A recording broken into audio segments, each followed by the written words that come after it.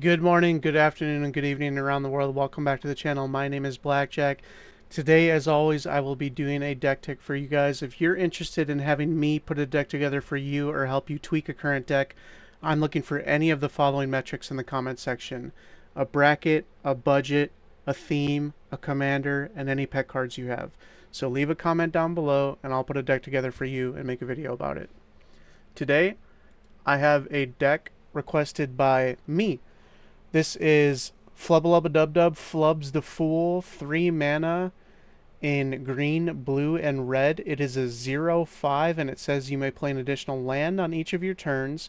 And whenever you play a land or cast a spell, draw a card if you have no cards in hand. Otherwise, discard a card. So, I've never built a deck like this. This is a very interesting and unique commander, an interesting theme where you're actually incentivized to not have cards in your hand, and you're also incentivized to play as many lands as you possibly can. So that's exactly what I built. This is going to be tons and tons of land drops, and then mostly low to the ground spells that allow us to continue cycling through our deck as fast as possible and draw cards. First Planeswalker and only is Renin 6. Buying lands back from the graveyard is going to be really good from us. And giving stuff retrace is going to also interact favorably because we're going to be discarding a lot of stuff. Creatures. So these are the win cons, the ones that I'm going to go over really quick. We have AC, Ancient Green Warden, Avenger of Zendikar, Omnath, Locus of Rage, Rampaging Baloths, Titania, Protector of Argoth. Those are what I would consider to be the spells that you're casting towards the end of the game that's going to actually get you over the finish line. More often than not, the creatures you're going to see in here and the spells besides these, like 5, are all going to be 4 or less mana, and they're all going to, again, to either give us more land drops or just help us power through our deck as fast as possible so we can continue to draw with our commander. These are the spells that you may have to, at some point, discard early on in the game, but if you do draw them off the top, mid to late game, these are the spells that are going to, again, finish the game out for you. So ACs, play another land, and then draw a card when you do. Green Warden, play lands from your graveyard, double land abilities. Avenger of Zendikar, you all know what it does, makes plants, build them up. Azusa, extra land drops. Courser, extra land drops. Dryad, extra land drops. Hugs, extra land drops. Loot, Mina and Den. Oracle of Moldiah. Traveling Chocobo. Wayward Swordtooth. All for extra land drops. This is a lands deck, first and foremost. This is interacting more often than not with the bottom part of your playmat, getting as many squares as you can, as many rectangle pieces of cardboard in that section. Ideally, you're going to be finishing the game with 15 to 20 lands in play. As far as other things, obviously all of these creatures that play additional lands, most of them have additional effects. Loot can look at the top few cards. Hugs can exile. Mina and Den can give you extra land drops by buying them back. Oracle's the best because you can play lands off the top as well. Excavator allows us to play lands out of our graveyard. And then I would say the final piece that you're actually happy to discard is Uro. So one of my favorite cards in a landfall deck that I've actually never been able to play because my current deck's Lord Windgrace, so I don't have blue, but you can escape it out of your graveyard over and over, and it's going to be very easy to escape because we're going to be discarding our hand, and we're also going to be just having to pitch cards fairly often with our commander. Sorceries.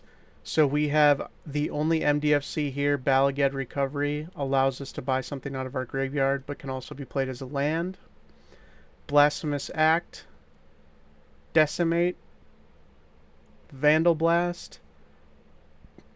Not much when it comes to interaction. I think it's because we want to be so fast and so far ahead of the table that they're going to have to answer the things we're doing.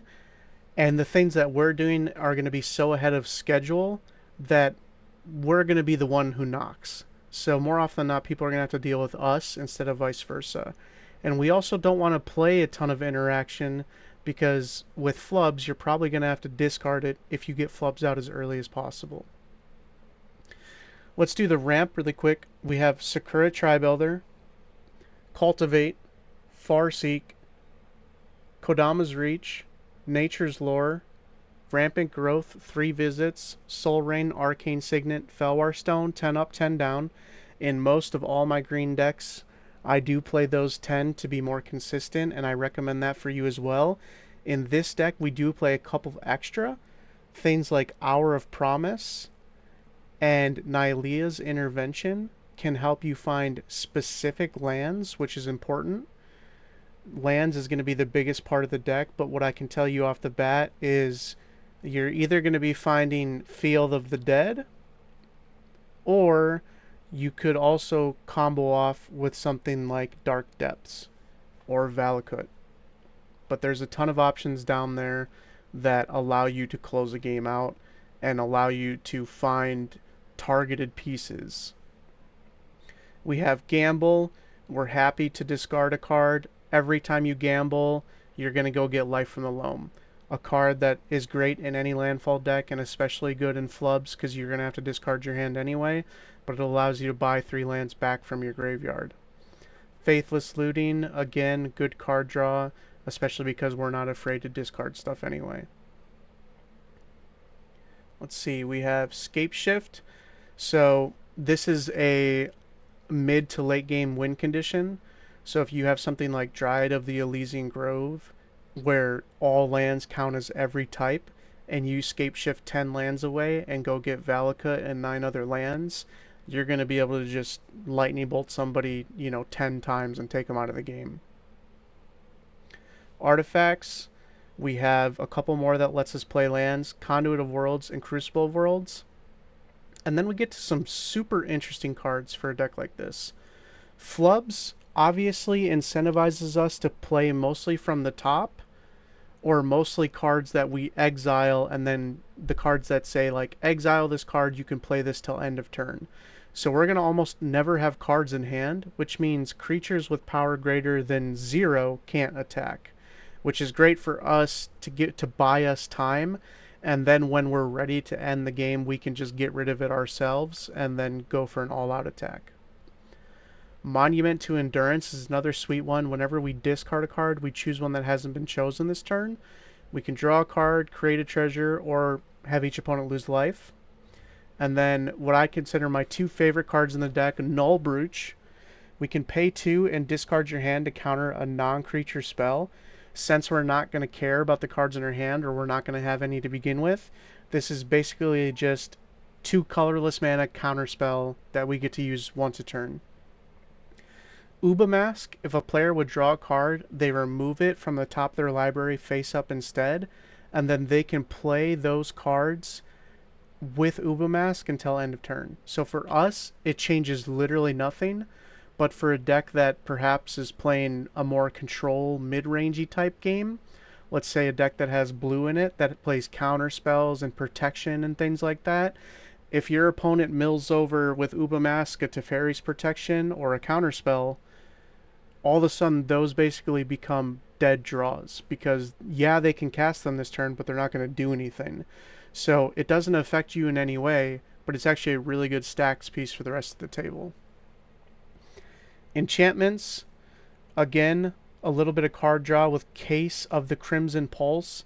Case of the Locked Hothouse is extra lands, as well as Druid class, Exploration, Spelunking. All are going to be in order for us to play extra lands. One of our main win conditions, Dragonback Assault. So when this enchantment enters, it's a mini board wipe, and then whenever a land you control enters, you make a 4/4 dragon. So I would consider this probably the main win condition behind those creatures we went over, the Titania, the Omnath, the Baloths, the Avenger, Besides those main win conditions, I would say Dragonback Assault is going to be actually easier to protect because it's an enchantment, and it's probably going to get out of hand just as fast as any of the rest of them. Fortune Teller's Talent, look at the top card of your library any time, and then once it gets to level 3, spells you cast from the top cost 2 less, and you can also play them. Glacier Wood Siege, so we can either cast an instant or sorcery and mill cards. We're never going to do that. Or we can play land cards from our graveyard. We're definitely going to pick that one. Sonic Creation is essentially another Flubs. So if Flubs gets interacted with a bunch and we, for some reason, don't want to or can't afford to cast them, Sonic Creation is essentially going to do the exact same thing. Utopia Sprawl and Wild Growth. I think one thing that I haven't mentioned so far, except for the very beginning, is pretty much everything in the deck is 4 mana or less. So hopefully by turn 6, you ideally have 8 mana, and you can be casting 2 spells a turn.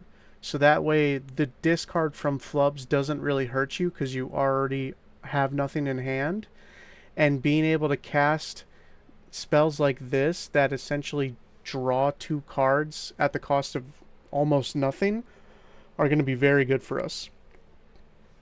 Valakut Exploration, more stuff that interacts with landfall so we can exile top cards and play them. Walk-in Closet is another conduit of worlds that allows us to play lands out of our graveyard. And then finally, Wild the Wasteland. Skip your draw step. At the beginning of your upkeep, exile the top 2 cards of your library. You may play those cards this turn. So I'm going to get to the lands, but I would like to say I really love, and I've said this a million times, decks that utilize cards that are otherwise garbage and make them a star in the deck, make them an integral piece to the win, is always very interesting to me when it comes to deck building. Being able to utilize something like Ensnaring Bridge favorably in a deck is super cool. Monument to Endurance, Null Brooch, Ubamask.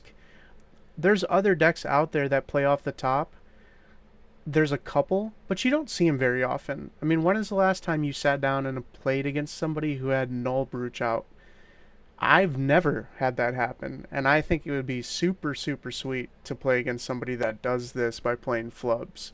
So this is genuinely a deck that I'm considering building in place of my current Lord Windgrace list and giving it a try because I think it's going to be amazing. I think it turned out really, really nice. Finally, we have 42 lands, including the Bala Ged Recovery. It's super important that the land base is the most important part because at the end of the day, this is a land deck. So we're playing a ton of different lands. We have Alchemist Refuge to give stuff flash, Beseiju for interaction, Oboro. Remember, whenever we play a land, if Flubs is out, whenever you play a land or cast a spell, you draw a card if you have no cards in hand. So, if you have no cards in hand and you have a Oloro or Oboro, you can just pay 1, bounce it back to your hand, replay it, draw a card. So it's pretty much card draw on a stick on a land. We do have the Dark Depths combo with Dark Depths and Thespian Stage. Where's the stage at? There it is right there. Let's see, what else do we have here? Echoing Deeps to copy something that's in the graveyard. Field of the Dead as a major win condition. Just casually building an army of 2/2s by playing lands is going to be great. We do play all of the bounce lands. Again, being able to buy lands back and play them again in order to get more card draw is all the better for us. Kessig Wolf Run, a secret win condition if you will. Perhaps it's the middle to late game, there's one opponent left, nobody has any cards in hand, but you have 25 mana available to you. Kessig Wolf Run that Flubs and takes that last person out of the game. I can't imagine a sweeter way to finish the game than to attack with a 25 power Flubs. Lotus Field, Ketria Triome, Maze of Ith, a cool one as a little bit of protection. Mysterized Village to give something uncounterable. Otawara as a bounce spell. Shifting Woodland lets us count or copy a permanent in our graveyard. We have Wasteland and Strip Mine. So just like Lord Windgrace, and I will say right away that you're not going to use these to just take people out of the game or ruin their day.